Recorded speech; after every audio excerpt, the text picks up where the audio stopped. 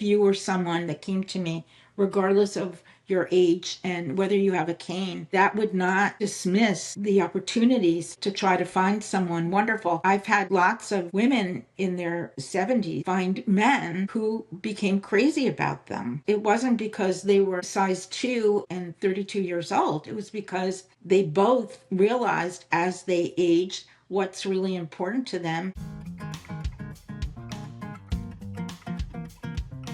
So we've got a new podcast for you called 80/40. It's all about how does the older female at 80, that would be me, intersect with a younger female, Nina Gilpin, my right hand for 15 years and just turned 40. How do we intersect? Where do our needs, our desires, and our dreams overlay? Well, find out today with a professional matchmaker. No, this is not Hello Dolly. This is Sandy Sternbach, and this is Too Young to Be Old. Well, hi, everybody. This is Diane Gilman, formerly the Queen of Jeans on KBC and HSN, but now the proud host of my podcast named after my second book, Too Young to Be Old. And speaking of Too Young to Be Old, when do we reach a cutoff point for dating? I just did a podcast with a really gorgeous woman, 47 years old, and she was like, ugh, I can't stand one more minute of it. A New Yorker, a Manhattanite. But my question is not only when are you just at the point where you say, oh, I can't go through this one more time, but how do you trust who you meet? So I'm going to tell a story. I go to a very upscale hair salon, and looking at the size of my hair, you must know I have to get a blow dried once a week. This is mandatory. So it's a salon that used to be the entire ninth floor of Bergdorf Goodman's, but now is a standalone on 57th Street. And it gets, surprisingly enough, a lot of very well-to-do, good-looking men coming in for the perfect haircut so they can launch their IPO, or they can have their shareholders meeting, or they're going for the president of the board. So there's all these guys in there the other day. I was really amazed how many. I'm getting my hair blown out. It's getting bigger and bigger and bigger as it is. And there's one guy in there who's got beautiful white hair, white like mine. He's been staring at me the whole time. And every time he stares at me, I just think, okay, Diane, be polite, smile. Finally, he gets up first. Then I stand up and I'm limping around with a cane because of my right hip. And he shuffles past me and goes, well, hello. And I go, hello. And in my mind, Sandy, and this is my guest, Sandy Sternbach, the ultimate expert in dating, especially after 50. Sandy, I'm thinking to myself, what a depressing couple. I'm limping on a cane. He's shuffling at about 1 mile an hour. No, I just can't. I mean, I definitely could have turned around and said, hi, my name's Diane. And I just thought, whole mental image was no. So I am obviously sort of emotionally disconnected from dating. But if I was just a little more connected, Sandy, I think I would never date anybody I met off the internet if I didn't run a search on them first. Financially, just are they who they are? How do you do that? How do you run a search? Like, how do you figure out if you're meeting somebody on, let's say it's an upscale dating site for over 50? How do you know they're who they say they are? How do you know they're not some con artist and they just want to figure out how to get to your bank account or your passwords or something? How do you do that? Okay, well, first of all, you don't know. When you're meeting people online, the first thing you always have to, know is when you're doing it, you're meeting someone through a non-vetted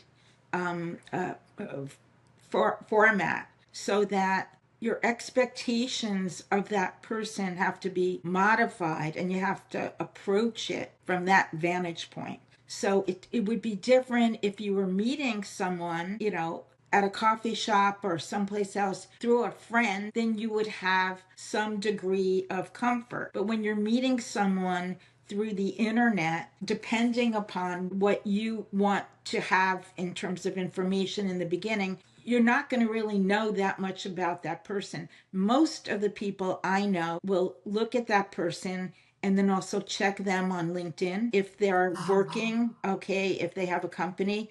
LinkedIn is That's a a good wonderful, idea. is a Yeah. wonderful, yeah, so that's wonderful. So LinkedIn has become a very, very, very strong and reliable way of not totally vetting someone, but of identifying, some information and being able to confirm. In addition, there are different programs that are run by AI where a facial recognition, so you can take a picture, have a picture, and then run it through certain programs. This is my suggestion. It all depends on, how old you are, what your status is, and what your short-term goal is. For someone like you, who's a well-established, successful entrepreneur executive, and you really are, in your own way, a celebrity. So when someone would approach you, how you would vet them or how you would have your staff or support group vet them would be very different from a 49-year-old divorced woman who's a teacher in New Jersey and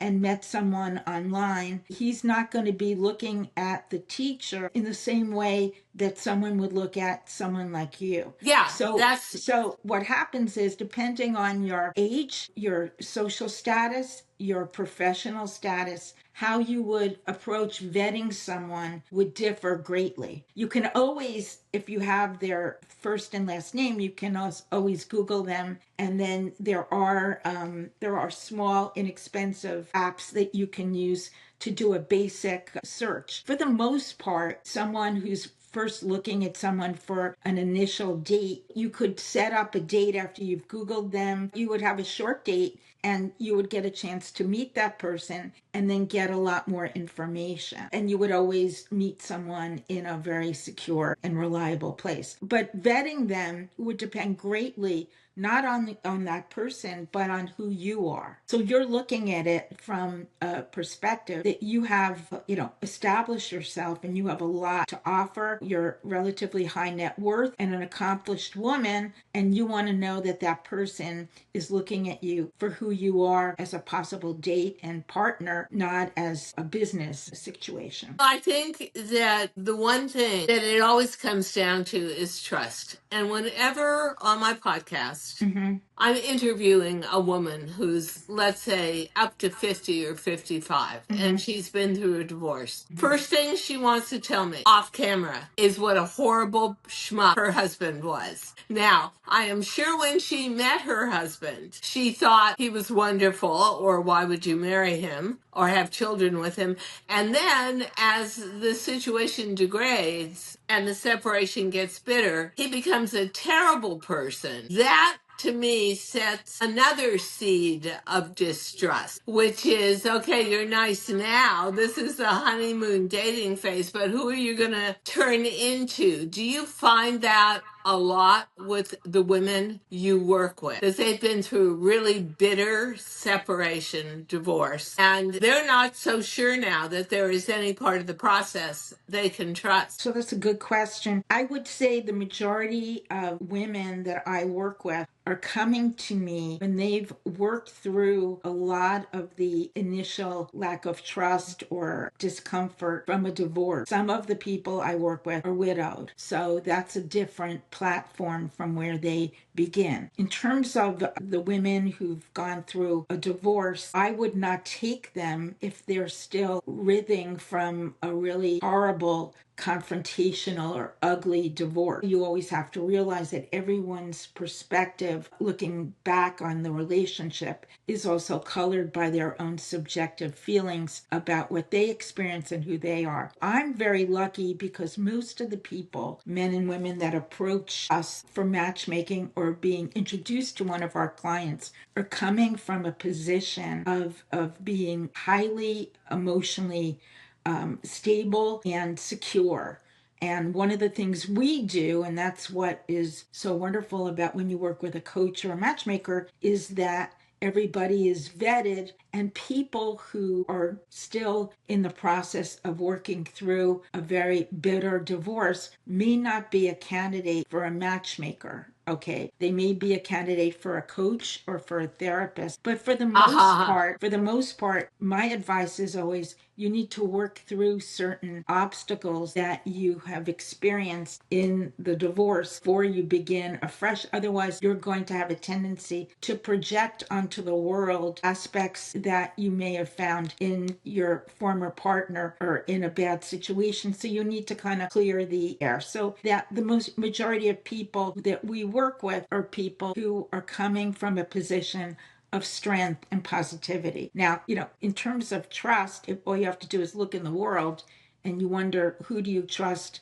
in terms of politically, who do you trust in terms of leadership, who do you trust in terms of the companies you work with. So Yeah. trust is always an issue, but the majority of people I work with, have gained a lot of trust and confidence in themselves and their ability to incrementally let someone earn their trust. And by the way, just asking a side question, which Mhm. to me is fascinating, and I never want to get into discussing politics, but do you find in the people you work with today that they give you a directive and say, listen, I am of this leaning and this belief system, and I cannot date anybody from the other side? Excellent question. The answer is absolutely. Wow. Regardless of someone's age, regardless of someone's political or religious orientation, almost everyone will in the beginning say what their non-negotiables are and what are the aspects of someone, that characteristics that they would not accept. Most of the time now it's political. Years ago it might have been religion. Religion is something that unless someone is highly religious, Yeah. they're open.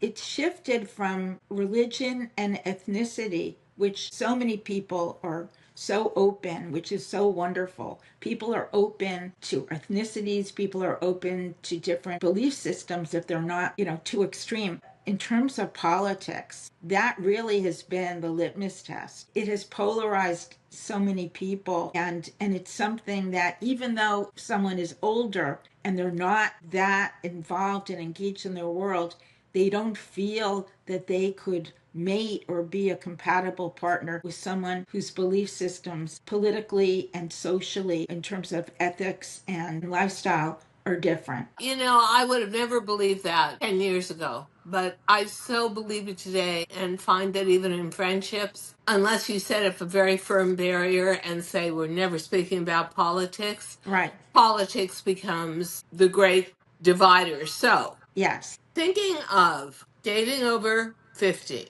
with your experience of dealing with so many different personalities, and that is so complex, and love itself is so ethereal, what kind of advice would you give to any woman or every woman over 50 who's thinking about dating again and has not dated for a while? Do you have a process that you put people through to get them back in the saddle again, so to speak? Or what are your thoughts on that? Okay, that's an excellent question. Well, first of all, if someone is approaching us or another company like us, a matchmaker, they're coming to the professional who will have certain protocols for being able to vet the person that is potentially going to be a client, as well as the people who they're going to match them with. And so what they do is they do a wonderful intake and find out all about that person. And then from that, identify what their priorities are, what their values are, and then proceed from there. In terms of generally, when someone is thinking of dating again, if someone is 50 years old and she's thinking of dating again and she hasn't dated anybody, she can always just ask a girlfriend or a coworker for someone that they know that they could meet as a friend and that they get a chance to know and go out and just.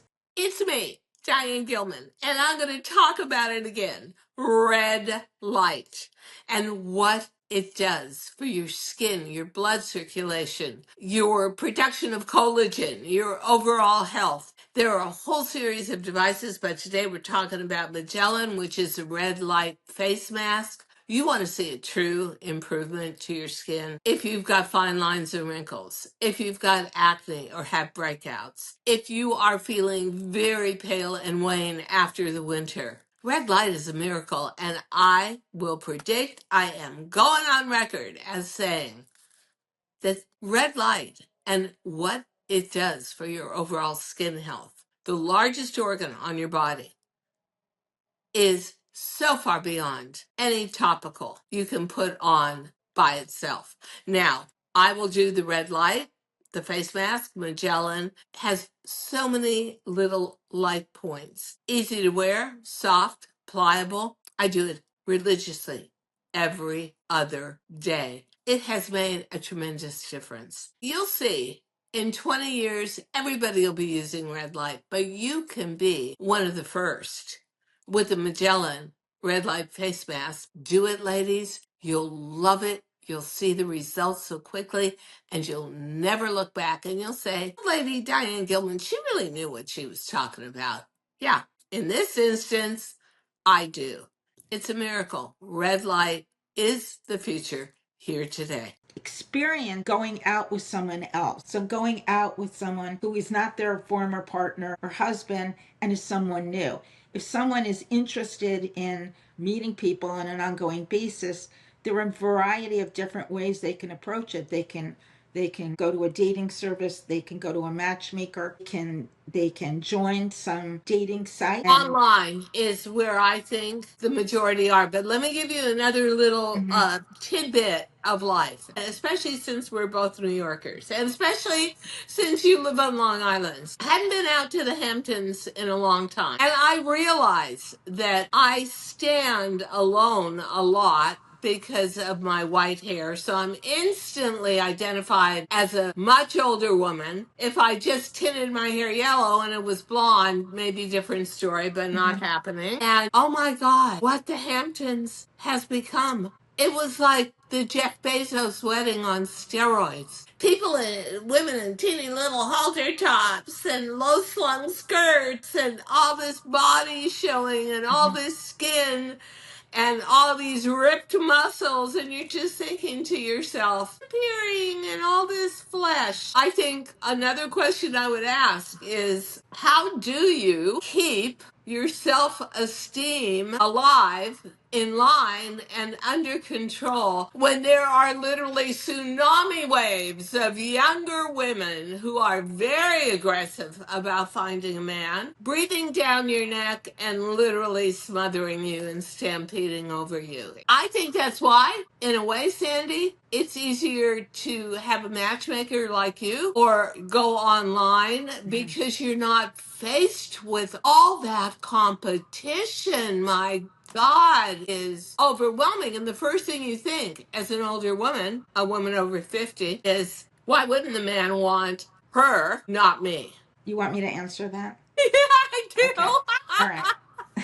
Okay, I think you're going to be surprised. My experience every year gets stronger where there's another category that has shifted. So it used to be economic, religion, and now it's age. And here's what I'm going to say it has shifted to the advantage of women. No. Yes, it has. How? Yes, I will tell you. Okay. Okay. More and more men that reach out to me, and this is the truth. When they're filling out their profile information before I even interview them, we always ask for an age range. And there are more and more men that are putting the age range 5 to 8 years higher even than them in terms of the top age that they would be open to going out with, and maybe around the same of the lower, so that the people that I work with or I come into contact with are not looking for young babes. I think that is something that it's very important to emphasize, because if your belief system is that you're a certain age and you've aged out and all the qualities that you have are not important, then regardless of what pool you're in, regardless of what party you're in, regardless of what dinner engagement you're in, that feeling that you have inside of yourself is going to be projected. You are an outstanding woman, okay? And you have enormous accomplishments. And whether you have a cane, or whether someone has had a knee replacement, or whether someone doesn't stand as tall as they did 10 or 15 years ago, doesn't diminish their value as a potential partner or what their value is overall. It's our own biases. So our own biases and our own belief systems about Ah, aging affect your outcome. I work with people all the way up into their 80s. I also work with people, select people in their 40s and 50s. It's not about the age. I had dinner last night with an old friend who I had gone out with at one point.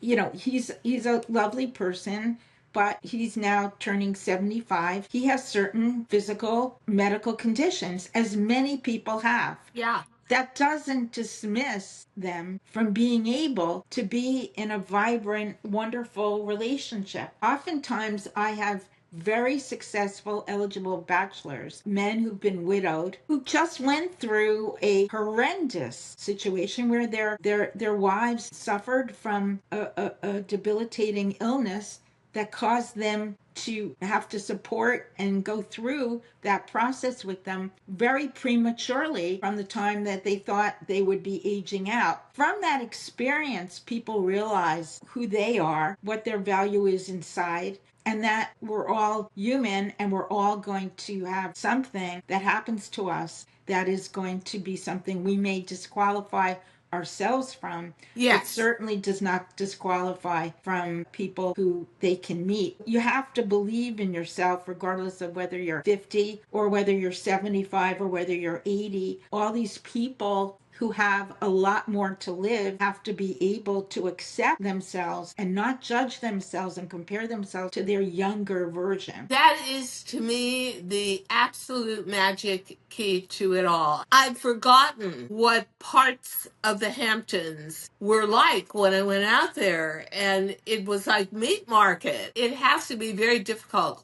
to be a younger woman today, aging out of the sort of automatic dating market, which probably ends at about 28 or 30, 32. And the amount of competition, electricity, toxicity in the air was just mind blowing. So if you don't believe in yourself and you're not comfortable where you are, it definitely is going to show in dating. And I think that's so interesting because the woman I was talking to yesterday, Harvard educated, beautiful, really eloquent, had totally disqualified herself. She was like, I don't even want to go out anymore. I don't even want to go to a bar anymore. There are definitely legions of women and probably men out there who would so benefit from some guidance in the dating arena. But most of all, that whole thing of manifest destiny, you manifest what you want. And if you are afraid of connection because you've had difficult relationships in the past, chances are you are going to be your own worst enemy in terms of dating, right? Well, you and the people you surround yourself with. So I would not necessarily go to the Hamptons to hang out in very social situations to find someone. If I went to a party at the Hamptons, it would be just to enjoy myself. If I wanted to find someone that would be potentially a great partner, I would turn to a coach, a matchmaker, a good friend. I would read books that would support my confidence. And there are many books out there from wonderful coaches and matchmakers and scientists that can encourage someone to develop the confidence to feel that they deserve to be loved just because you're older. Age is not a negative. I personally, I feel like I'm the best I've ever been. And whether I weigh 112 or 118 the way I did when I was 20, or whether I'm a little heavier and a size 8 and not a size 4, doesn't mean that my value is diminished. What it means is I'm allowing myself to be a fully grown, mature woman that has lots to offer. And if you have that feeling, then your belief system becomes your reality. I don't Yeah. see I don't see, personally, in my own life, I was very lucky when I was young. I was very pretty, and I didn't feel I had to compete with other people. I just felt like I was who I was. But I think as we age and as we become more confident about who we are inside, it's not about competing. It's about finding someone that really feels right. That feels right. And hypothetically, if you were someone that came to me, regardless of your age and whether you have a cane, that would not dismiss the opportunities to try to find someone wonderful. I've had lots of women in their 70s find men who became crazy about them. It wasn't because they were size 2 and 32 years old. It was because they both realized as they aged what's really important to them. They've learned to be wonderful partners to someone, and they want someone that's experienced and caring and knows that they're imperfect and no one is perfect. I've talked before with you about the impact of social media. I think right now the biggest breakthroughs have been that both men and women are getting more comfortable with growing old. There are books now that are written talking about super agers, about Yeah. people who are now in their 60s, 70s, and 80s and living incredibly vibrant lives. If you're lucky and you have some good health and you're still taking good care of yourself, the opportunities are there to find a partner or to live a life that's, quite spectacular. Well, I'm going to ask you one final question. Do you feel that if somebody does not know that a coach like you exists or is not in a financial bracket that can afford that kind of support and help, and they're just going to go to a website that says over 50, what do you think their percentile chances are of finding somebody worthwhile or real or Well, lasting? I realize that's sort of a stupid question because it's really too broad, it is but broad. I'm kind of fascinated with that since I have so many friends in their 40s who are trying to do that and not having luck, but nobody in my age sphere is even trying. First of all, it's not as black and white as that in terms of internet dating sites. There are lots of opportunities on the internet to join all kinds of social groups. That's Okay. right. So you have book lovers, you have hikers. More and more people are joining groups through the Yes. internet where they share certain values. So let's say you're joining a group of hikers, or you're joining a group of people who love cooking, or Yeah. okay, Yeah. all right, so you're going to be interacting with people who share certain interests and qualities, and while they may not be able to afford or want to work with a matchmaker or a coach, they want to narrow down the opportunities to have shared interest. It's not black and white. It's not like, oh, you're going to join Match.com or Plenty of Fish or whatever. You're going to be on the app. Everybody has been writing about that the app and the online have become a little less popular. Yeah. A couple of my colleagues and I all agree that, especially people in their 40s, 50s, and 60s, you need to mix it up. So you need to be asking your friends if they know of someone. You need to be joining a couple of groups in your community. You can join a church group or a temple group. You can become a volunteer. There are so many different ways you can go and be interactive and not necessarily go and take a drive with your best friend to the Hamptons to put yourself in a position where I was you're going to like, be drowning among women that have had 25 surgeries or wearing revealing clothes. So there are many options. you know what? I couldn't agree with you more. If I was going to get back into the game again, I would definitely be joining clubs that were of interest to me. Like, can you believe it? I'm about to turn 80 and I really want to learn how to be a gourmet chef or the closest thing to it. And by joining those groups, I would meet like minded people who were very interested in what I am and take it from there. But Sandy, I want to reintroduce Sandy again at the end of this podcast, which is now, by saying one of the great matchmakers of our time, Sandy Sternbach, will put all her information into the graphics. As always, it was an absolute pleasure and a great learning curve for me. Thank you so much. It was an honor. You too. Thank you. Thank you so much for listening to Too Young to Be Old podcast. The episode may be over, but the fun doesn't have to stop here. Find us on Facebook, Instagram, TikTok, and YouTube at The Diane Gilman, or visit our website, thedianegilman.com. If you like the show, leave us a rating or a review and subscribe so you don't miss the next episode. And until then, don't forget, age is just a number. Together, we'll prove that we are all too young to be old.